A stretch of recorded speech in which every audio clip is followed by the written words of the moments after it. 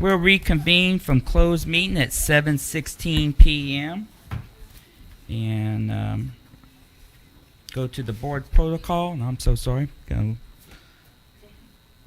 Board of Trustees of the LaPorte Independent School District is now convened. I wish to extend a warm welcome to everyone present. Every student's success is our number one priority. As LaPorte ISD Board of Trustees, we're here to set goals, adopt policy, approve budgets, contracts, personnel appointments, and communicate the district's vision and success to the community. It is not the role of the board to make day-to-day operational decisions. The management and day-to-day operations of the district are the responsibility of the superintendent. This is a public meeting of the Board of Trustees, not a meeting of the public. School board meetings are open to all who wish to attend and hear the matters discussed. Audience participation is limited to the patron presentation portion of the meeting. Board members may not respond to the public comment section. These proceedings may be recorded, and I respectfully ask that you please refrain from talking while others are speaking. Thank you for taking time this evening to join us and for your interest in LaPorte Independent School District. And with that, we're going to be doing the pledge and the presentation of colors as U.S. Rifle Colt Rawls, U.S. Flag Mackenzie Bunch, Texas Flag Aiden Trant, Texas Rifle Dylan Thatcher. Will you please stand for the pledge to the United States and Texas flags?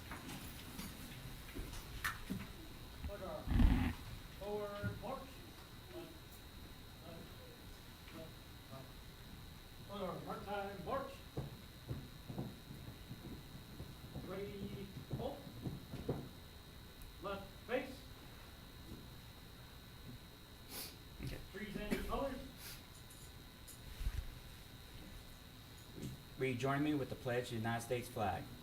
I pledge allegiance to the flag of the United States of America and to the republic for which it stands, one nation, under God, indivisible, with liberty and justice for all. Now Texas flag. Honor the Texas flag. I pledge allegiance to thee, Texas, one state under God, one and indivisible.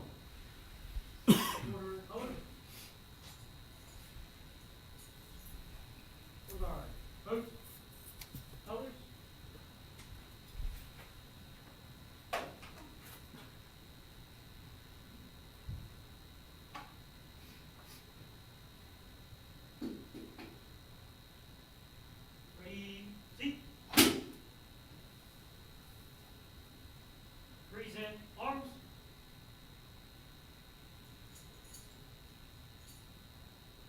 Order arms. Center base. Part-time march.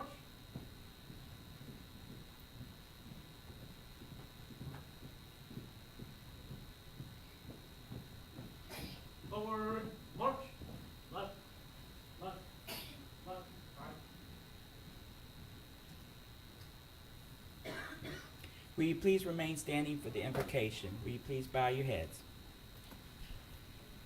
Dear Heavenly Father, thank you for every seat that has been filled here today. Thank you for your love and mercy, and thank you for all the extraordinary people who help our students succeed in their academic endeavors. Please watch over our staff and students and give them the strength, courage, and perseverance to endure and overcome any challenges that they may face. Please watch over those who could not attend the meeting this evening. We humbly ask that you please comfort them in their time of need. And also I have to say thank you and please for watching over our Houston Astros today. In Jesus' name, amen. You may be seated.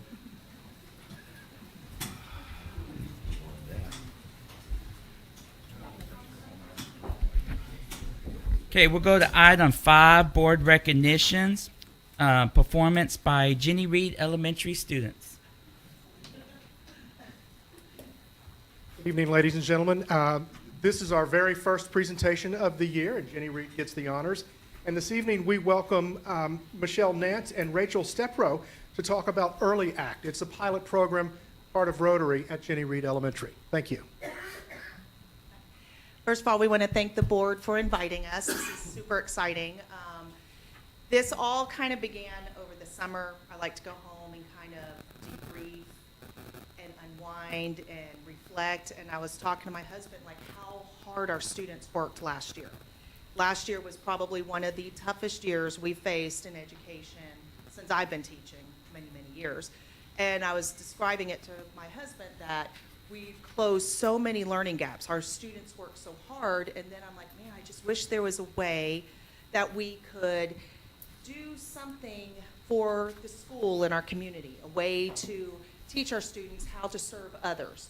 And I said, man, I just wish we had something like the Rotary, like little baby Rotarians, because my husband's big. He goes, well, we do have that. We have what's called Early Act. I'm like, oh.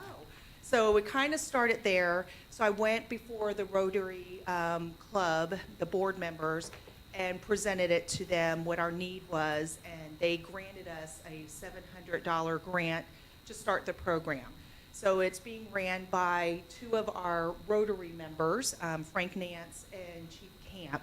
So I'm going to let them come up and kind of describe what it is that we do and what our students are going to be doing this year that we're very excited to get started. Thank you for inviting us.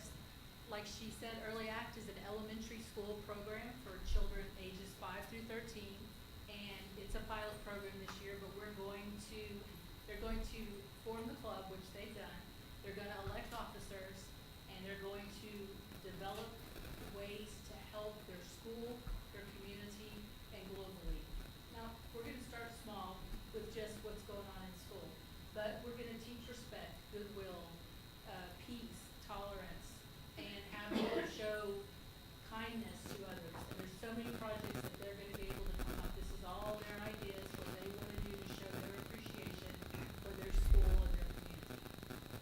And so as they migrate out of or grow up out of 5th grade, they could go on, when they go into high school, there's Interact, and when they go into college, there's Rotaract, and then when they become an adult, they can join Rotary. So we're very happy as Rotarians to be sponsoring this program. I know myself, along with Mr. Nance, we're very happy to be mentors for them and guide them along. Thank you, Chief. And we are excited about what these kids are stepping into and the heart that they've already shown us of wanting to be in Early Act, and several of them have already applied to be an officer in Early Act that we're excited about. And we look forward to growing with you guys over the rest of the school year. And what we're also hoping to do is with the success that we have at Jenny Reed, we want to turn that into, we want to have some other schools that come to us and say, hey, we want an Early Act at our school. So you guys are like the founding fathers of Early Act, and mothers, founding fathers and mothers. So we are super grateful that you guys are stepping in to make this work, and we look forward to working with you. So thank you very much. And Ms. Nance was also on. We have some Rotarians just right up there. Melissa Crutcher and Dr. Jackson. Mr. Martin, absent. So we appreciate Rotary standing behind us and giving us the money to do the things to help make it work for these kids. So we're really excited that a bunch of our early actors got to come tonight, and we're going to invite them to come up, and Miss Nance is going to present them with their Early Act pin. So we're going to start with John Gomez.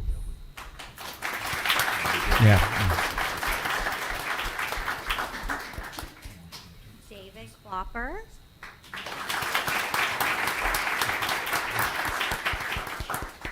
Egan Reff. Lucy Summer. Isaac Palomares.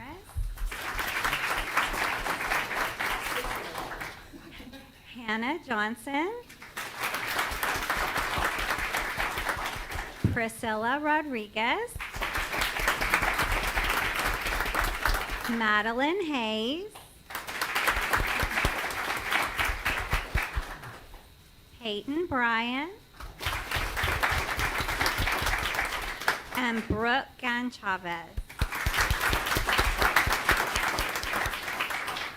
And again, guys, we are so proud of you, and that you are stepping out in not only our school, but in our community to be the very first Early Act Club that's going to make a big difference. Awesome. Service above self. All right. Yeah. have one more thing. Yes, you can come say it with them, Dr. Jackson. Because we do have our very first officer, Miss Hannah Johnson is stepping into our very first vice president. So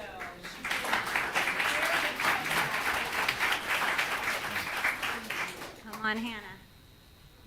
as soon as they come behind y'all guys, you can, we'll surprise them. Oh my heavens.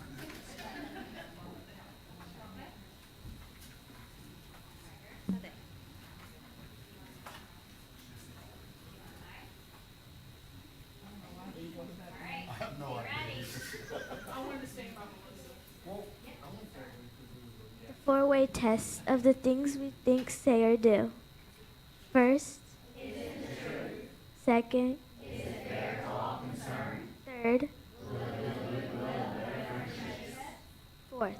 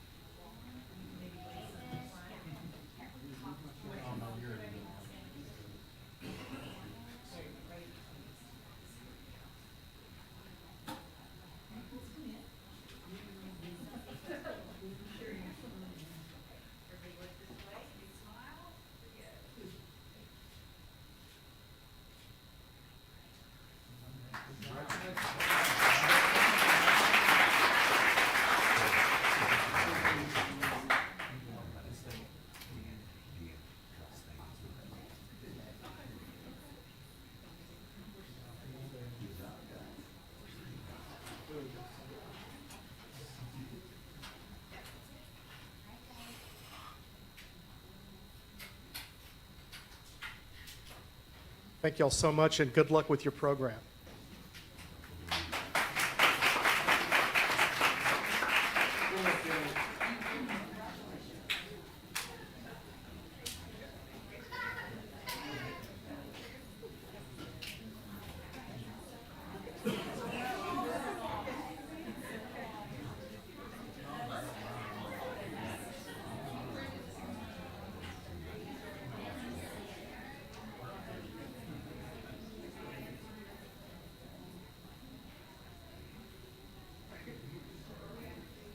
October is National Principals Month, providing an excellent opportunity to thank LaPorte ISD campus administrators for their hard work and dedication to the students they serve. LaPorte ISD principals include, and we'll begin with elementary, Lisa Basile, Bayshore Elementary School.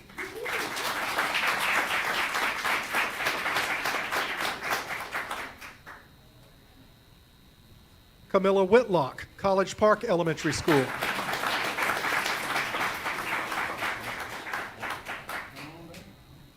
Linda Hyde, Heritage Elementary School.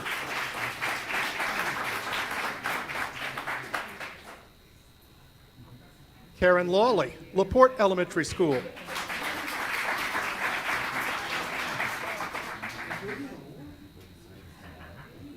Tracy Greenwood, Lomax Elementary School.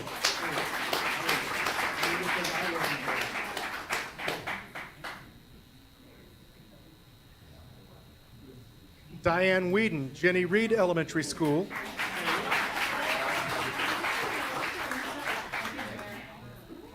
And Jose Lozano, Leo A. Rizzuto Elementary.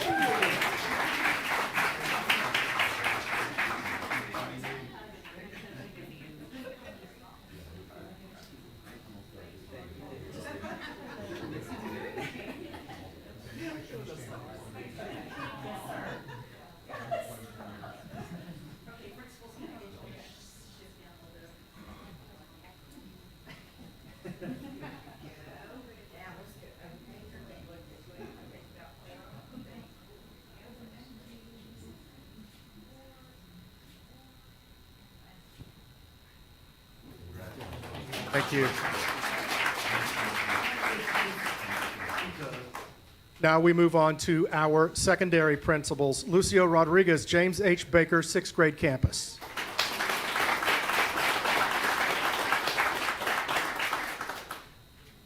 Blake Miner, LaPorte Junior High School.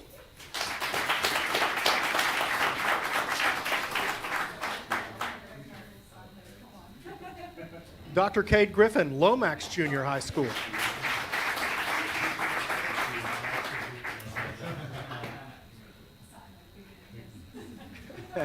Jesse Loudermilk, LaPorte ISD Academy of Viola DeWalt High School.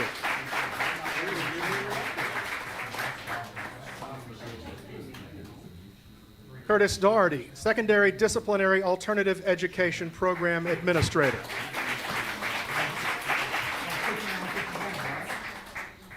And finally, Carlin Grammer, LaPorte High School.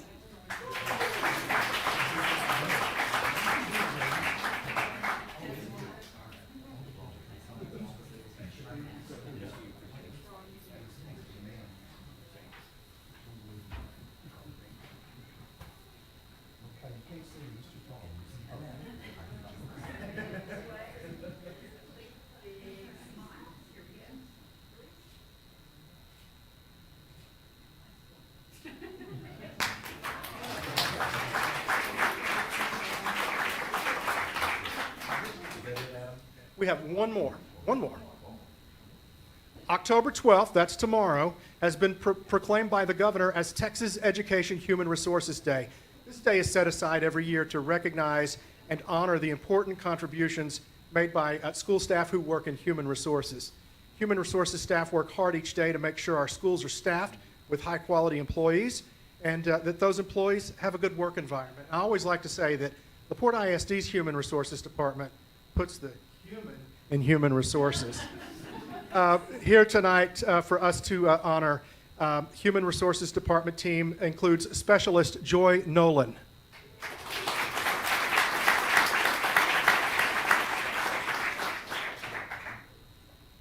Specialist Megan Bergeron.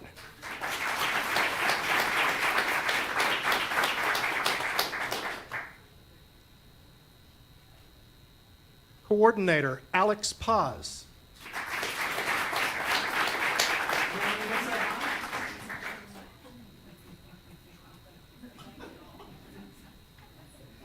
Director Dr. William Rhodes.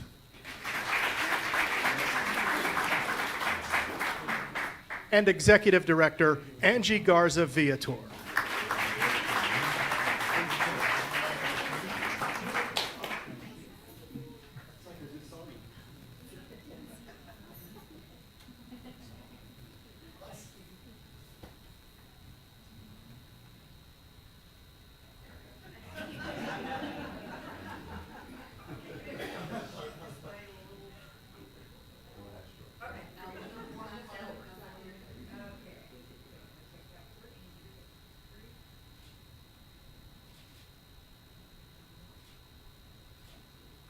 Thank you, HR team.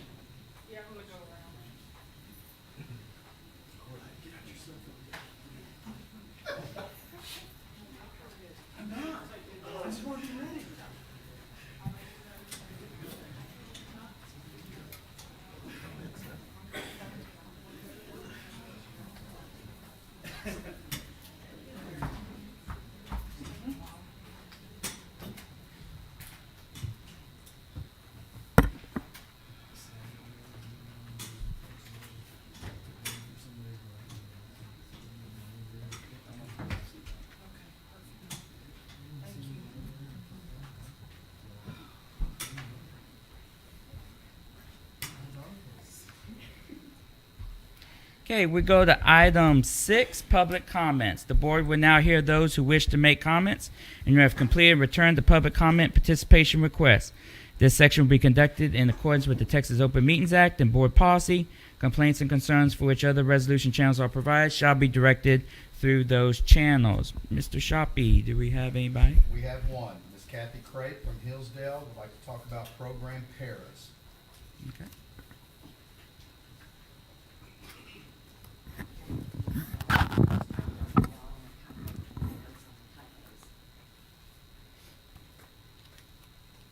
I'm back again.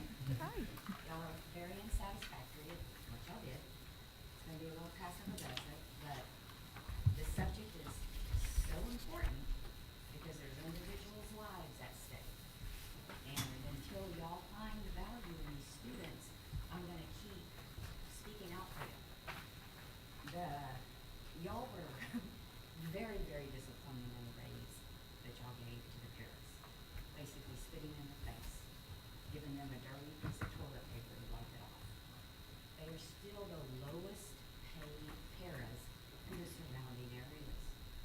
you don't have enough paras, because you don't want to pay them. I understand that y'all want to stay compatible with the districts in the area, but all the districts are short on paras because they're all underpaid. And so, at least this district can learn to rise above and be better than other districts, because when you don't pay these staff, these teachers cannot do their job. They just absolutely cannot. And the people that lose on that are the students. And we as the parents see that loss. We know it. COVID exposed a lot of it, and it's only gotten worse. And so it is, y'all need to really consider being a little better than compatible with other districts. Just a few short years ago, it wasn't too long ago, that the bus drivers were making $3 to $4 less an hour than they are now.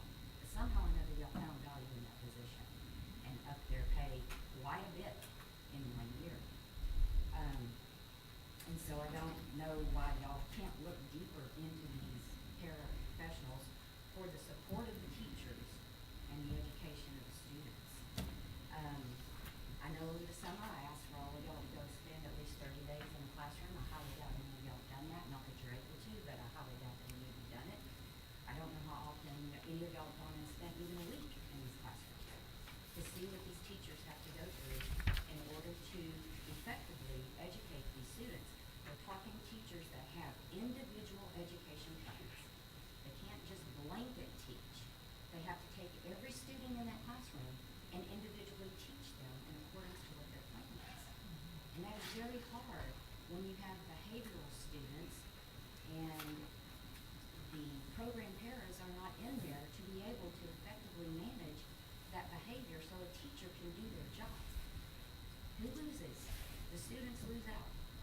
Every year cannot be replaced. So these students continuously lose their education because you do not properly staff them. The last time I was here, one of you mentioned that the bus drivers get what they get because of the safety of the students. I don't know how many of y'all live in a neighborhood, but if you ever seen these bus drivers drive, I can promise you, safety is not on their concern. They drive through these neighborhoods like a bat out of heck. And so if they were truly concerned with safety of students, that would be one thing, but they're not. When it comes to a para in a classroom, restraints are a real concern. They are a safety for the student. Students running out of classroom doors, running out of school buildings, running into parking lots. These are safety issues, just as much important as a bus driver has.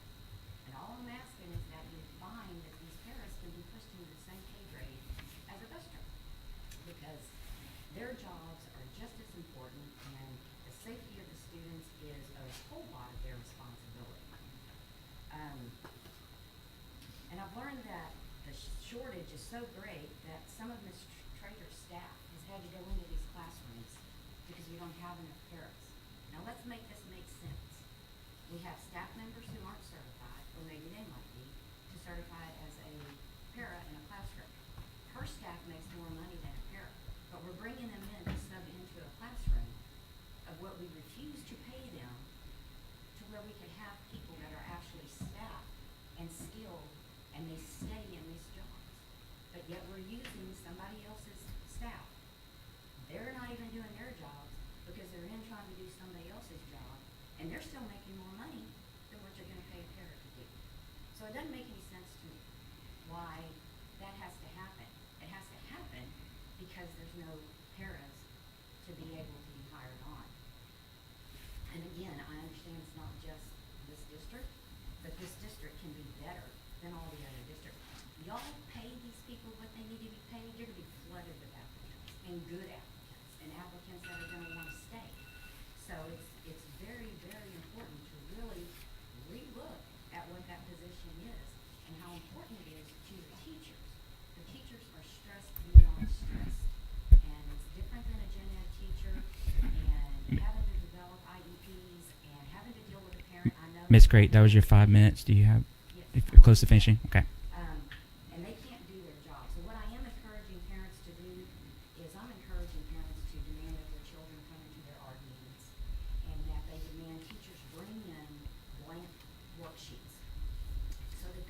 show this parent what their child knows or doesn't know, because I promise you, they don't know as much as what the teacher's gonna tell them they know. This is no bash on the teacher, they're trying to survive. So when a parent sees that their child is not getting the education according to their IEP, they can reach out to 2 phone numbers. There's 2 attorneys in Harris County that specialize in special education law, that have an idea that they're not receiving the education they need to do, so parents may need to step up their game and see what they've got to do to protect their students and to get the education they need, when all it is needing proper staff. And you're gonna get that staff by paying them what they need to be paid, or recognizing them. Y'all just, it's so sad how you, that's a reflection how you feel about your teachers, it's a reflection how you feel about that student, the parents, and then them as the paraprofessional. It's just a horrible reflection that y'all are doing. And I wanna keep coming back and fighting for them, because the students, like my son, is missing out, and missed out, which you can't go back and fix. But there's a lot of stuff, and mine's not the only one. We've got these kids in here from PPCD on up. So everybody's missing out because no one wants to pay the proper staff to do what they need to do. So, Thank you, Ms. Gray. Okay, we'll go to item 7, administrative reports. Superintendent's report, Dr. Jackson. Thank you, Mr. President. At this time, Mr. President and Board, I'd like to read a bio of someone that I'd like to recommend tonight for your consideration for hire. Ms. Stacy McDowell is a 1995 graduate of LaPorte High School. She attended Jenny Reed Elementary, Rizzuto Elementary, Baker Junior High, and LaPorte High School. Stacy fully respects and understands our district's importance to the LaPorte community. She earned a Bachelor of Business Administration in Finance and Accounting, graduating with honors cum laude and with that, it was while Stacy was, I'm losing my place here. While Stacy was a student at the University of Houston, she completed 2 internships with ExxonMobil. She continued her career with them as an oil and gas accountant for 6 years before accepting a position as Director of Accounting with the Deer Park Independent School District. As more leadership responsibility was given to Stacy in the business office, she was promoted to the Director of Finance, where she has led the payroll and benefits, accounts payable, and accounting teams to a higher level of achievement, cohesiveness, and efficiency. Stacy was responsible for the financial audit, cash and investments, budgets, grants, bonds, and the general ledger. Stacy has 17 years' experience working in the finance and business office in Deer Park ISD. Each of Stacy's references speak highly of her knowledge of school finance and business, and praise her work ethic and her ability to lead a dynamic team. Her husband, Mike, works for Lindy, formerly known as Praxair, and they have 3 children. Their oldest son, William, a junior in the mechanical engineering school at the University of Texas. Their daughter, Micah, is a freshman in college at the science at the University of Texas, and their youngest is an 8th grader, Jude, at Fairmont Junior High. After 17 years with the Deer Park Independent School District, Stacy is ready to and has accepted the position with board approval, of course, as the Chief Financial Officer for LaPorte ISD. She's excited to come home to her alma mater and be of service to the district and community. Stacy's mother worked for LaPorte as a math teacher, assistant principal, and director of instruction before retiring. So she has deep roots here, and she understands the importance and the importance of our community and our school system. Would you please join me in welcoming and introducing Ms. Stacy McDowell? Stacy, would you please stand?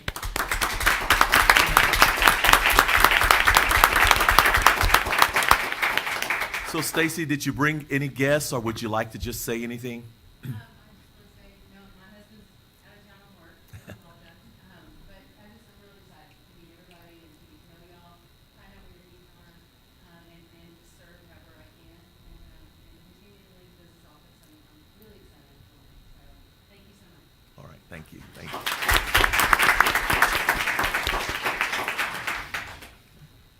And so, Mr. President, I know the board will take action on that a little later, but I wanted to also share just something else before we begin to move to the next level. On Friday, October 14th, our district will end the first 9 weeks grading cycle of the fall semester. And a lot of great things have happened over the past 9 weeks. Students have become familiar with instructional routines, and teachers are focusing on improving the learning outcomes for all. This past weekend was a busy weekend. Our LaPorte High School band competed at the UIL Invitational Meet in Channelview and came home with second place, only to North Shore Senior High School out of a group of 19 high schools. We're proud of the work the band continues to show forth. The Golden Ratio, their program, their marching show, is a program that I strongly encourage everyone to witness and go out and support. It's truly spectacular. Back in LaPorte ISD, the local Chamber of Commerce and City of LaPorte hosted the annual Fall Festival and Children's Rodeo. One of the highlights of the day was the pie eating contest by the elementary school principals and Dr. Jackson, in which Linda Hyde of Heritage Elementary emerged as the winner. She's really competitive, y'all.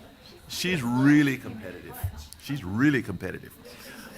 A great time was had by all, and several district-wide meetings have taken place, such as the District Educational Improvement Council meeting. We call it DEIC. That has recently taken place in the past week or so.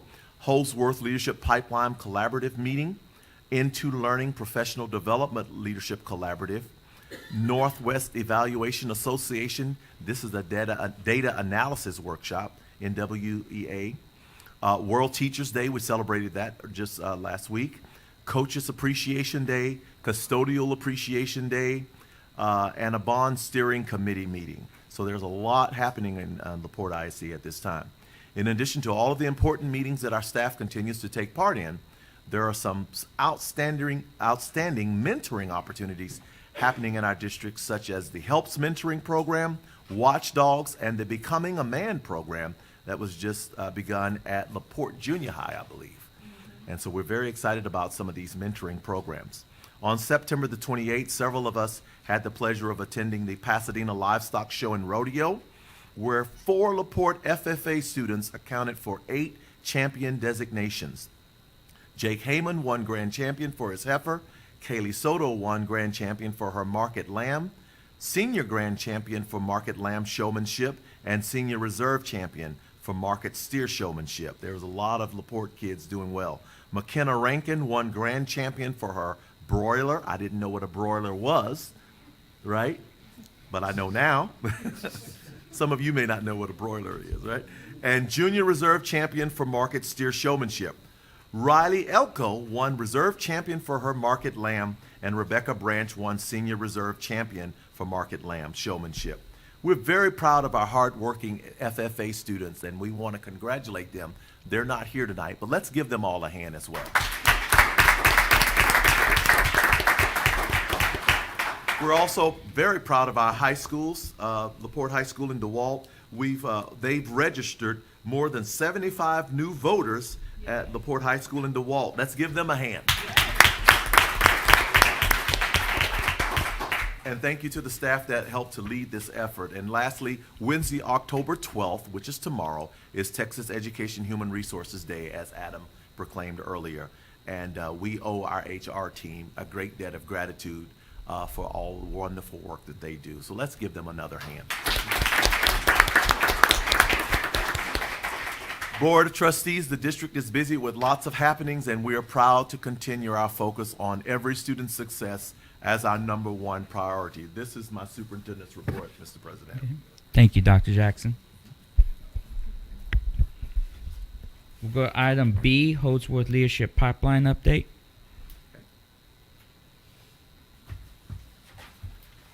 Good evening.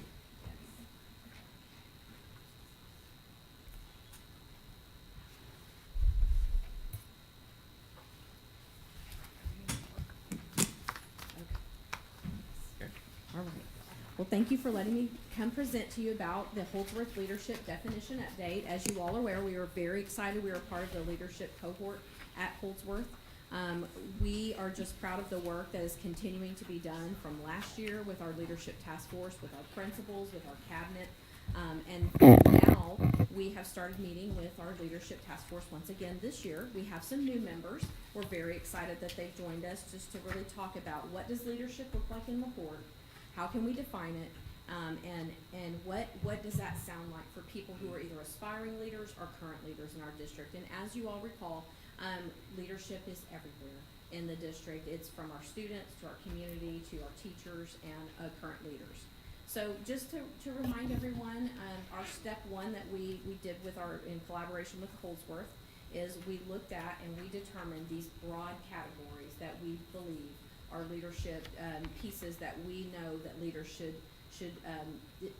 comprise a leader. So one of them is focusing on relationships, commitment to growth, and that is for self as well as others, the pursuit of innovation, and finally, passion for results. And again, results aren't just data and star scores, they're also everything we can observe about students and how they are progressing.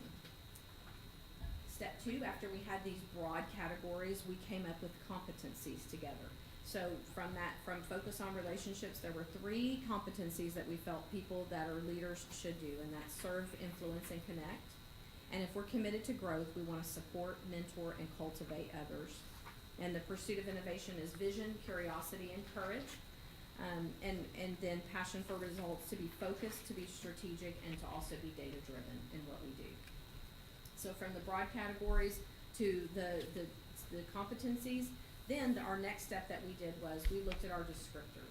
So this is what describes from each competency that we took what it means to serve and what we thought, what it means to influence others. And as you can see in the top right corner, those are under construction, because some of the things we started observing when we went back to Holdsworth and started really looking at our descriptors, because our groups kind of worked in silos and in isolation, everyone kind of came up with some similar things that we felt didn't really drill down to what we really mean by serve and influence. They're great things about leadership, but we felt like we needed to be a little more specific. So what we started doing to develop a leadership profile, we just really started looking at these descriptors, and which led us to what the look-fors are. When we talk about look-fors, it's what does leadership look like and sound like, and what can people aspire to, and say, well, if I would like to be a leader in LaPorte, what could I do and say, and how could I be getting feedback from my current leaders to know where I am in leadership.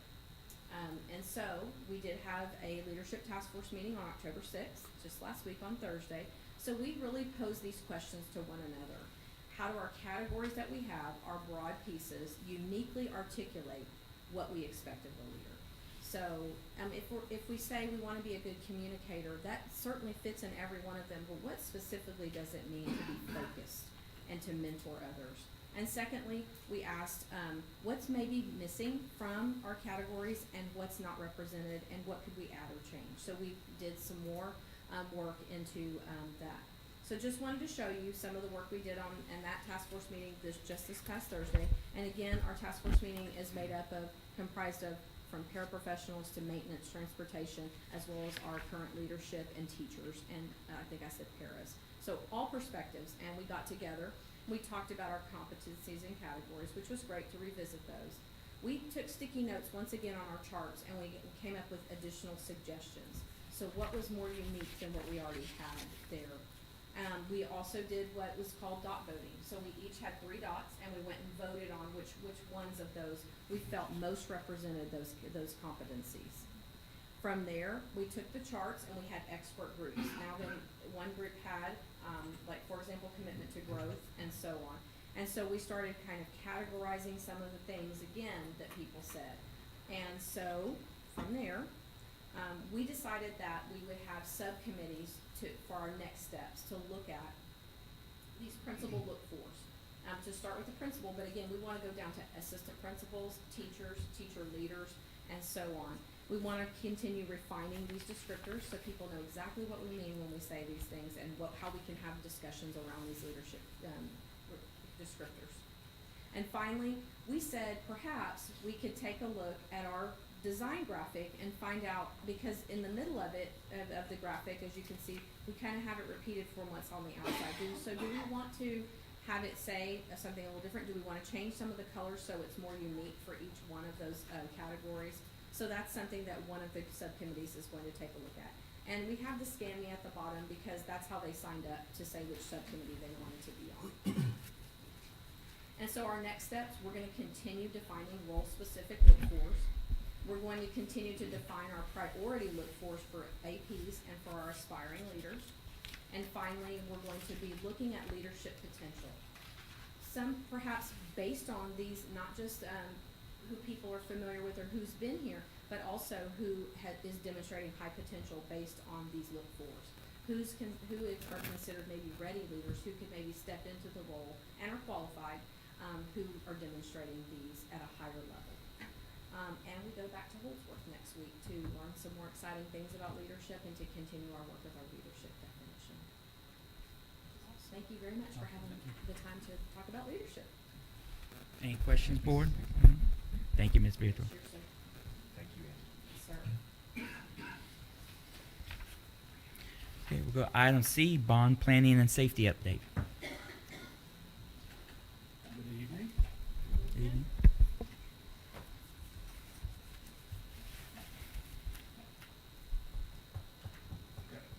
Yes, good evening, President Yonda, Board of Trustees, Dr. Jackson. Tonight, again, just going to give you a quick update on where we are in regards to our bond expiration, and then also throw a quick slide of safety, give you an update on safety. That's still obviously our top priority as we move throughout the school year. You should have a packet that I put at your tables, and it's got the complete survey, and then you guys have all the breakdown of each question. I'm going to take a second here to just kind of buzz through some of the more focused questions that we saw some promise in, and then we can kind of talk through that as we go. We mentioned this survey in the September board meeting. I think Dr. Jackson sent it to you guys to review. We did send that out September 30th, so it's been within our stakeholders for a week or so at this point. As of today, we have 475 responses. Just breaking that down, 40% of those 475 are employed with LPISD. 80% have kids or grandkids currently enrolled in LaPorte ISD, and then 71% of the 475 are registered to vote in LaPorte ISD.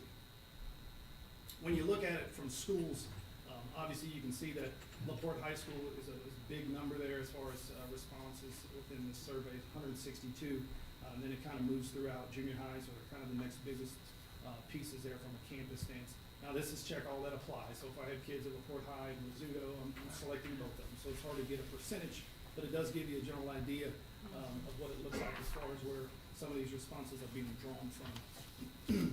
What is your opinion of LaPorte ISD? 86% have a positive opinion, somewhat positive or very positive. How would you rate the school buildings, quality of facilities in LaPorte ISD? 81%, they either feel they meet or exceed expectation pertaining to us as a district. If you have any questions, please feel free to stop. How would you rate the quality of education? 77% feel meets or exceeds their expectation pertaining to the quality of education. How would you rate the quality of program choices for athletics? I excluded the no opinion, because if I didn't have a kid in athletics, I may not have an opinion in this, so I took that base number and took away the 134. So 62% feel that the choices of athletics within our programs meet or exceed that framework. How would you rate the quality of the athletic facilities, middle school and high school in LaPorte ISD? Same thing here, took that 151 who had no opinion, were unsure, and 79% felt that the facilities either exceed or meet their expectations. And then how would you rate the quality of Bulldog Stadium? Same thing there, 70% meets or exceeds.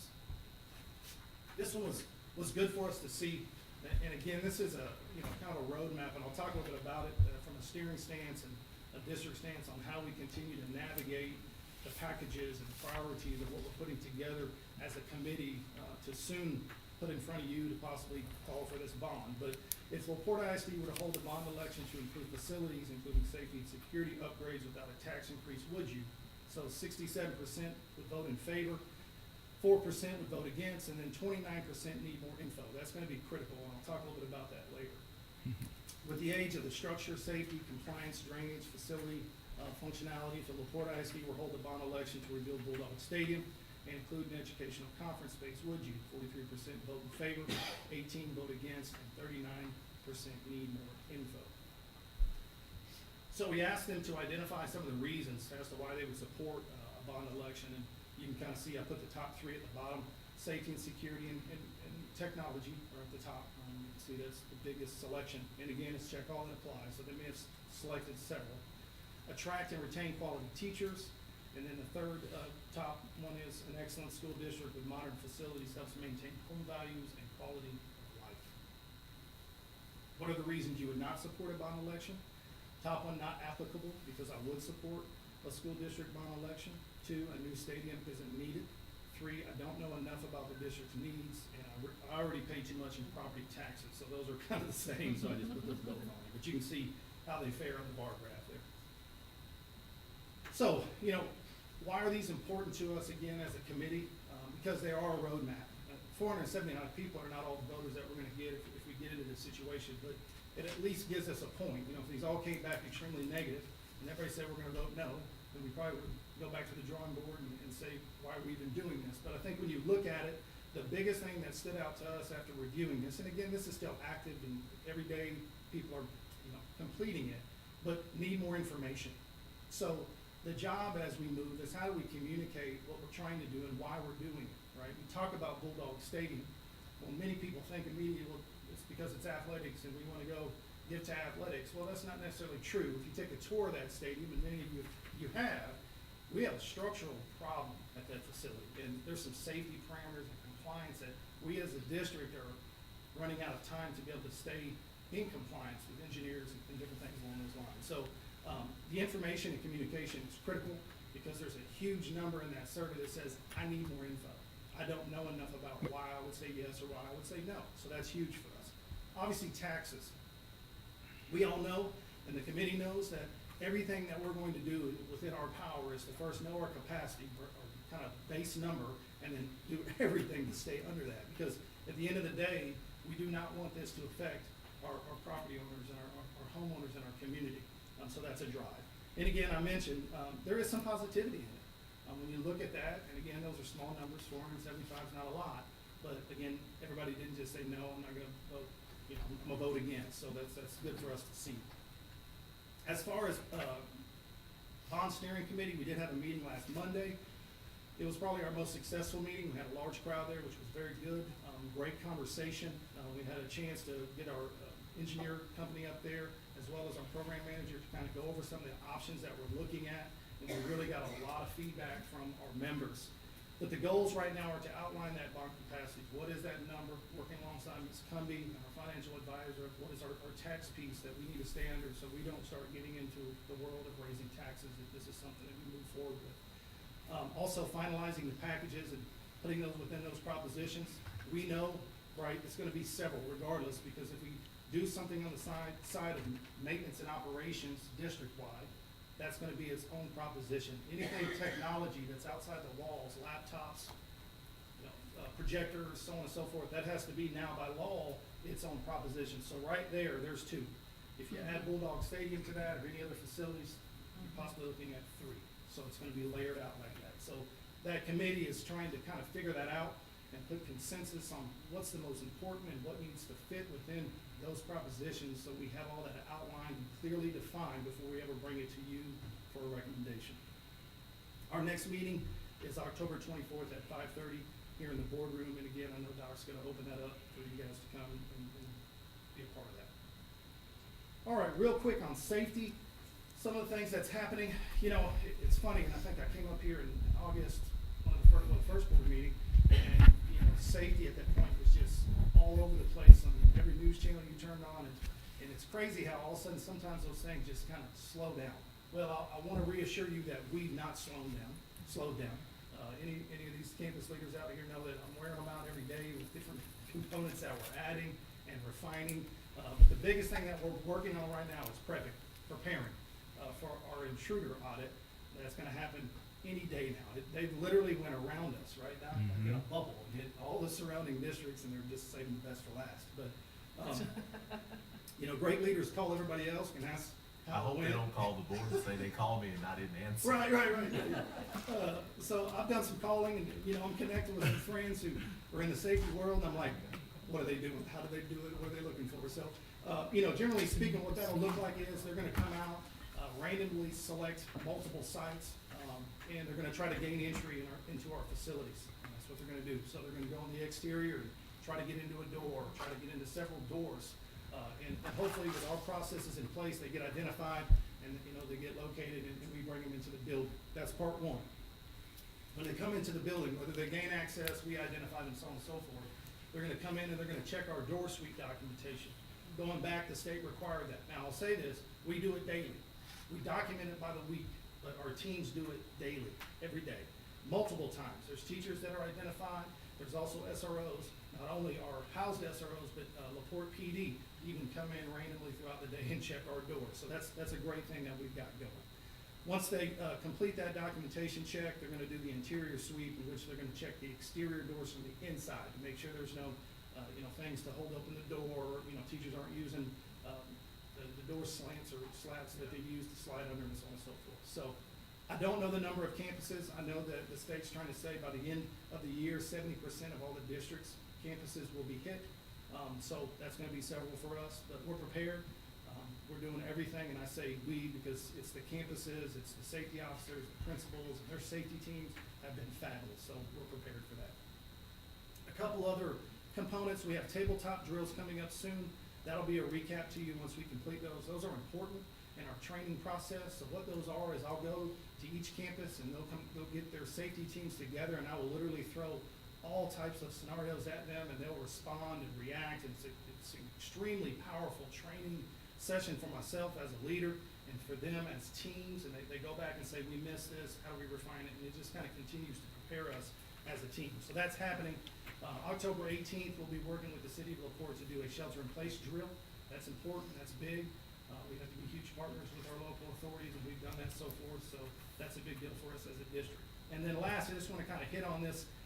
Some of you I know are on social media. You may have seen a video I posted a couple weeks ago with our technology team. It looked like a room full of gadgets and all these buttons and alarms and stuff went off. But one thing that we're pushing out October 24th to all district-wide to our phone system is a panic alarm or panic alert that will be housed on there. You can kind of see it there, but it literally will be a button that anybody that's around the phone can initiate. And that's going to send, much like we do our 911 right now, it's going to be signaled to specific staff across our districts, which include our SROs and authorities, to be alarmed if something happens. So that's a big deal. We're really trying to push the wearable panic buttons, and I got to give kudos to Mr. Hill and his team in the technology department. We've got some gurus over there. We need to pay them more, right, Doc? To keep them, because they're just creating all they can, and we're really doing all this in-house because these things literally cost upwards of $300,000 to $400,000, and we're doing this with our current system and with the brains of the people we have. So anyway, those are just some of our future projects that we're working on, and again, just kudos to the campus teams for all that they've done. Any questions for me? I have two things. So the intruder audit, that's the state that's conducting the audits. And since students are on campus and we're in these mock situations, like how are they identified immediately if they're intruding, you know, at our facility, or is it just run its course, like as if it's an intruder? They first call the superintendent, he's notified. Then Okay. they will call me because I'm over safety. Then we notify the SROs. Our campuses will be notified that be aware. But outside of that, there's not a whole lot of, yes. But So they it's know not- to expect them. Yes, but we Okay. will not be making announcements necessarily that look for someone outside. Right, Yeah. you know. No, that's a great The fear of the question. kids, that kind of thing. Yes, Like it's they are more so all on about alert. the people that would harm them, you know, an SRO who could be armed and then, you know, go and engage. Now, I will say each auditor will have a paper with them. If they get identified, they'll show that paper saying, this is who I am. They will definitely immediately Okay. show ID and so forth. So And the it's kind purpose of of it is controlled. just to show this, to expose the soft targets. Right, Yes. no, for So sure. They won't say much to it. We, you know, our campuses are most of them are in great shape with fences. So, you know, the only concern I have, just because I overthink everything, is kids on recess, and they come at that time.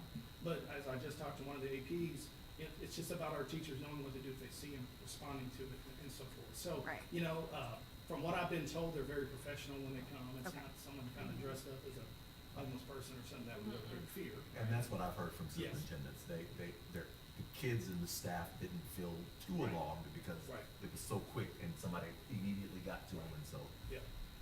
half the staff didn't even know Yeah, they were 'cause there by the time they. Our kids are on high alert already, and then we're bringing in, anyway, sorry, just had to comment on Yeah, that. no, it's a good question, and I know the state technically has been using the region, and Region 4 has been involved in it, so there's like coordinators of the English coming out and doing, and it's kind of a crazy situation, because they're all trying to get it done. All right. Well, my second thing is I'd like to give a shout out to the ladies and who are in the age group of 35 to 49 for answering the survey. You know, if anybody else has not answered the survey, y'all get in there and do it. We want to know what's going on. But way to go, ladies, 35 to 49. So. The women. I mean, the data's there. I'm not. It's there. The data's there. The The women are data's not speaking. skewed. Yeah, the women are speaking. Over there. Orange. I'll look in Statistics show Girl power. Pac-Man. girl power. Pac-Man. I guess on the bond side, I know we had a presentation several meetings ago breaking down the different numbers as far as like buses and things like that. Are we kind of getting close to honing in on that value and getting that report back to us? Okay. 100%, and I'm hoping by the November board meeting, you and I will. And I had actually a constituent asked me this question, which I wish I kind of asked it when the architect was here about the stadium. And this drawn up as far as the new stadium, are they going to have? Is it going to be like the benches at the current Bulldog Stadium? Or are we talking about seats with backs in them? Kind of like We've the not book. fully made that decision. Mostly it's gonna be non-back seats, Mhm. but we are looking at possibly, depending on the price and so forth, doing some limited bucket seats or stadium seats. Okay, and that's all. Thank you. Thank you.